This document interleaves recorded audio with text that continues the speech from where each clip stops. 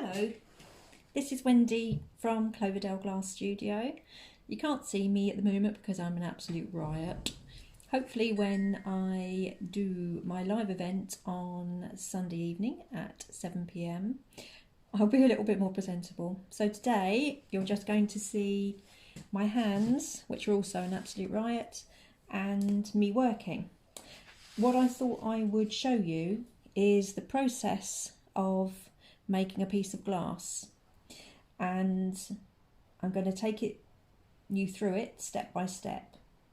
Now what I'm doing first of all is just simply drawing out my pieces of glass onto a piece of glass in order to cut it. Now I do this with every single piece of glass within a piece of my glass art. If you will have taken a look at my pages, you'll see what I produce and may have wondered how I produce it. So this is the way. I've drawn my pieces onto the glass and now I'm going to cut. Try not to do that little clippy bit at the end there. You hear that sound? That's a good sound. That's what I'm looking for. And then I tap to release the glass from the main bit of glass. And there you'll see the glass that I've cut out. Then I'm cutting more and more pieces away, basically, until I'm only left with the piece of glass that I want. Now a lot of people get a little bit worried about the idea of cutting glass, especially when they come to workshops, because as I say every single time, we've been taught from the time we were small children not to break glass. So to deliberately break glass just feels wrong. So there is one piece of glass all cut out and ready for the next part of the process. Now this that I'm making at the moment is one of my very popular glasses of champagne or prosecco or fizzy apple juice or whatever you choose to call it. So I've done my pieces of glass for the glass, and that's my little piece of glass which depicts the prosecco, and giving that a cut, and you can see that it's really quite straightforward cutting. It's not overly difficult or technical, and I'm managing to cut it without cutting myself, most importantly. So this style of stained glass is called Tiffany or copper foil stained glass. There are two methods of making stained glass, either art or functional pieces such as windows. One is leaded and the other is this, which is copper foil. I do some leaded work, but mainly my work is copper foil, which is more suited to the smaller and more intricate pieces.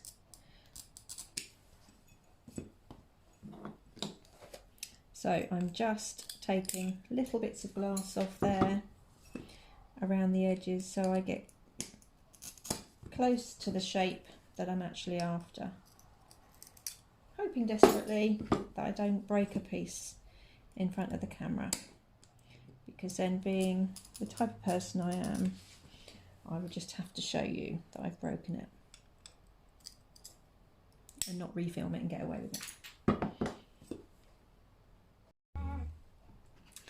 So now all of the pieces are cut out in our champagne stroke prosecco stroke fizzy apple juice glass, and the next stage is to grind all of the sides down. If you can see, that's a very shiny sharp edge there, and we need to take any sharp pieces off and to have a rough surface around the outside in order to put our copper foil onto that piece of glass.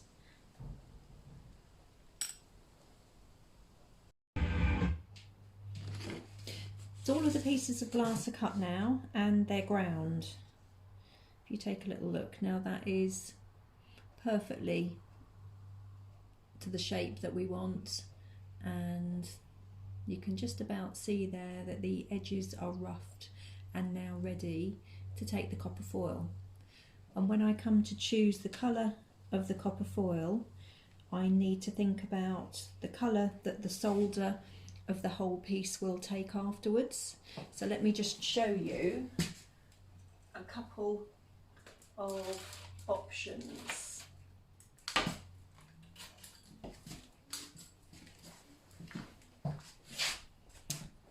So this has been coloured black, which comes out sort of a pewter dark grey stroke black solder. So the metal of the solder starts always as silver, and then you can colour it this colour, which is black as I say, or keep it silver, as in one of my lovely dancing ladies with big boobies, or copper. And so when we choose the colour that we're going to have in the end, we need to correspond that with the colour of the copper foil. The outer edge is always copper, but the inner sticky side is different colours.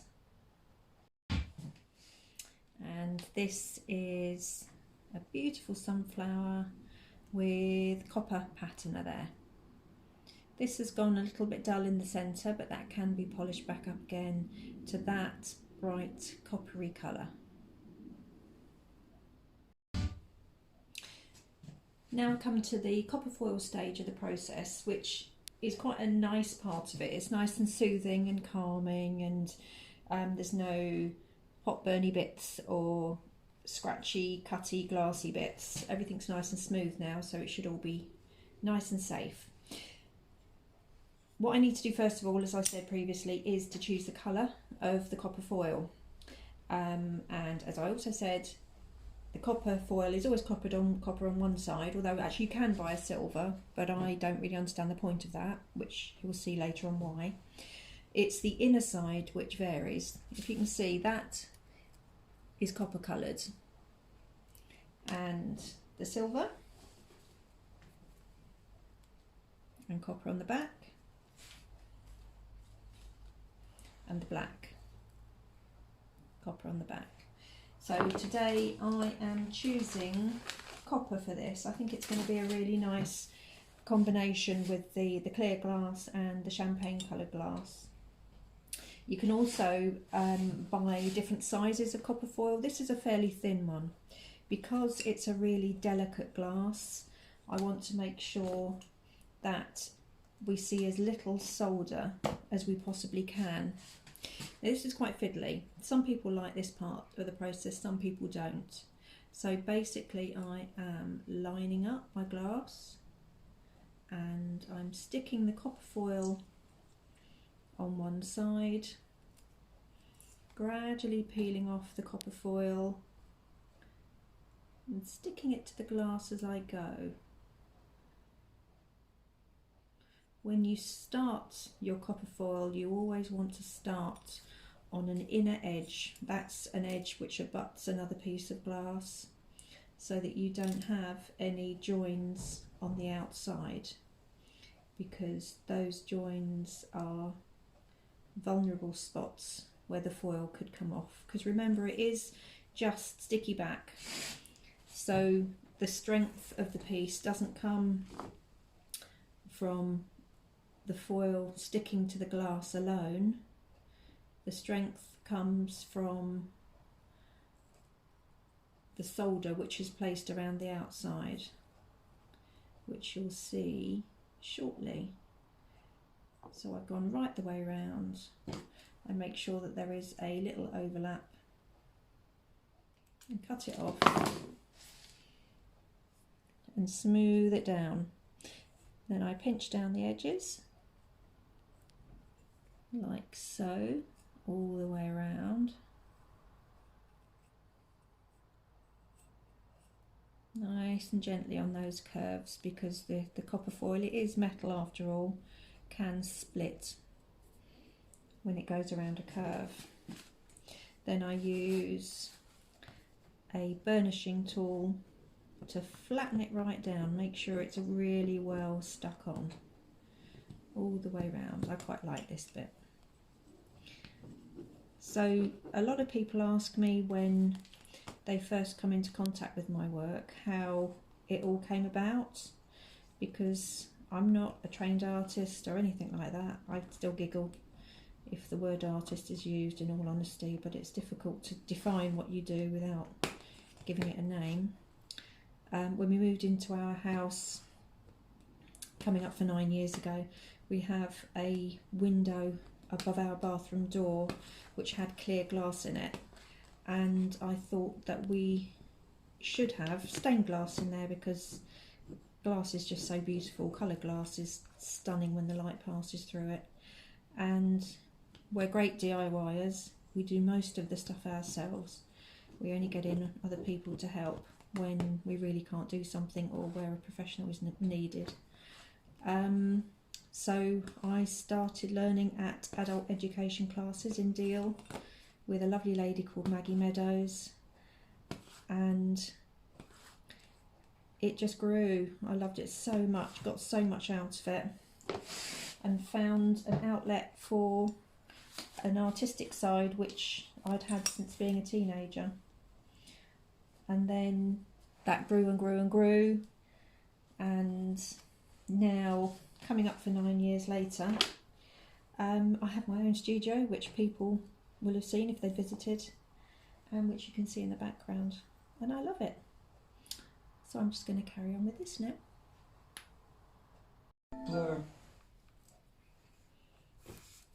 So I'm on my final piece now. As you can see, all of the other pieces have been foiled.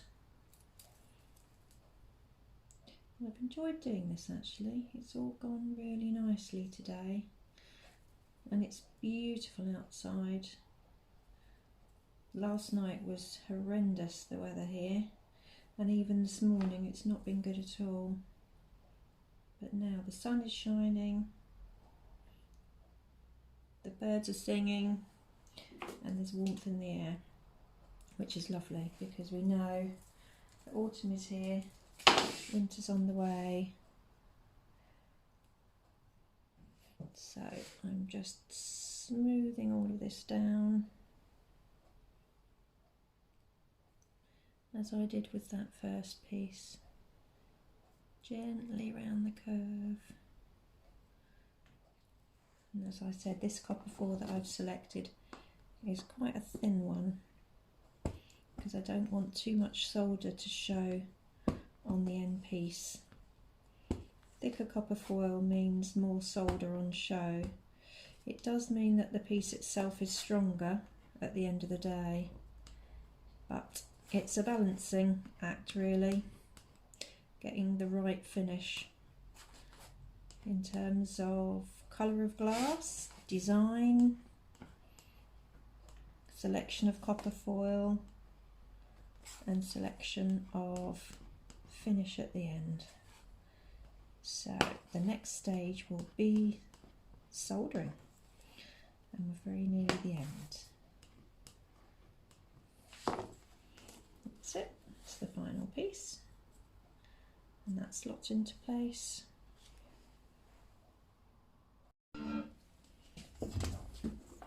Right, we've moved positions over to the soldering area, which is close to the window. The chemicals that you use for soldering can be a little bit of an irritant, so it's good to have windows open when you're soldering.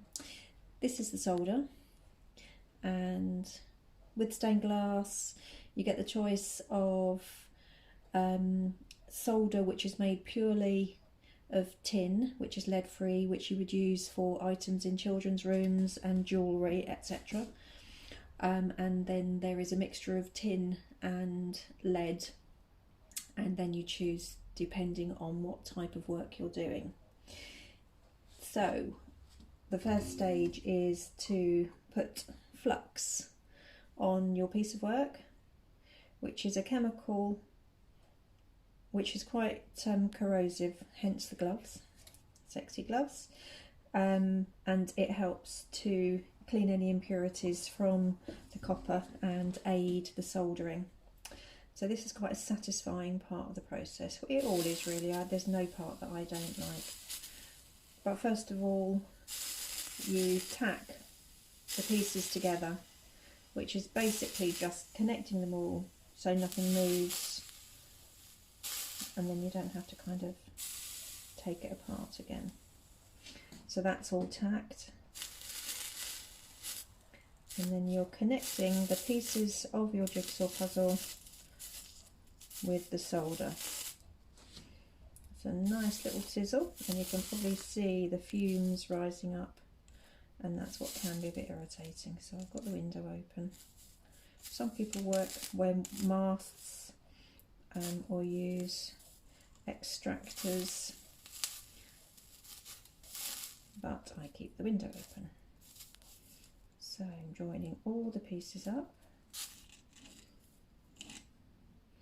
with my solder, and I'm tinning around the edge. Tinning just basically means a light covering of solder around the top edge of the copper foil, and then I'm going to do the same on the other side. Now both sides of the glass have been soldered, and I'm just going to go around the edge. When you tin around the edge of your stained glass, the important thing is to keep the edge that you're soldering horizontal, because the solder becomes molten and gravity means that it will just run. So this is part of the process where I have to be careful not to burn my fingers. My fingers have got relatively immune to heat, but not entirely. So I'm just gently going entirely around the piece to make sure that there is solder right the way around the outside, and I'll do that with both sides. There should be flux around the outside from when I put flux on for soldering the front.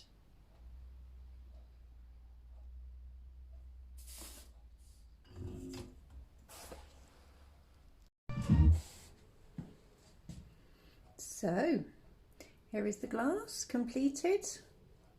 Well, not completed, nearly completed. That's all soldered, just so you can see the delicate colour of the Prosecco stroke fizzy apple juice. The next part of the process is to colour the solder, and as I mentioned previously, I'm going to be doing this a copper colour, which comes out sort of as a coppery rose gold. It's rather lovely actually. On this glass I have actually put some pieces of wire down there on each side because it's a very delicate stem and I wouldn't want the copper foil to separate. So now we've come to the part where we change miraculously the colour of this solder from silver to copper. This is called Novacan Super Bright Copper Patina, and this is what does it. It's not a paint, although you paint it on, it actually changes the colour of the solder.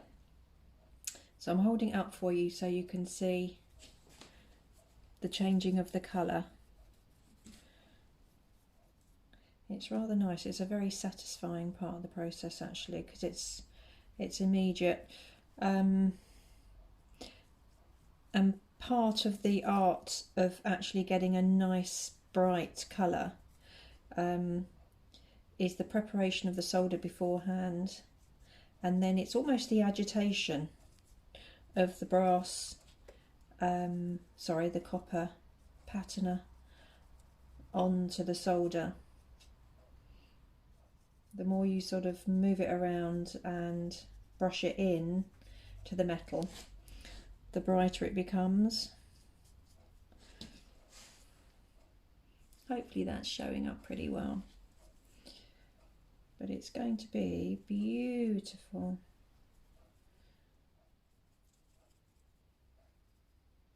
I do like doing these cocktail glasses. They're a lovely gift for people. Even if you don't drink alcohol, you can have a beautiful cocktail glass, such as a martini glass. I do a porn star cocktail with the Prosecco chaser, with a little glass kind of dangling from the main glass, and I use a lovely orange glass for the porn star martini. I think it's a peach flavoured juice that makes it taste so lovely. So that's it with the patina, and I will show you in a moment when it's been polished.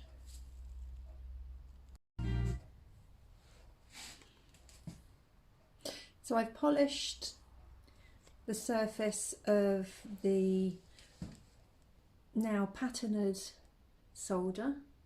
It's come up a beautiful, bright, shiny copper colour. I've put just a little bit of catgut to hang it,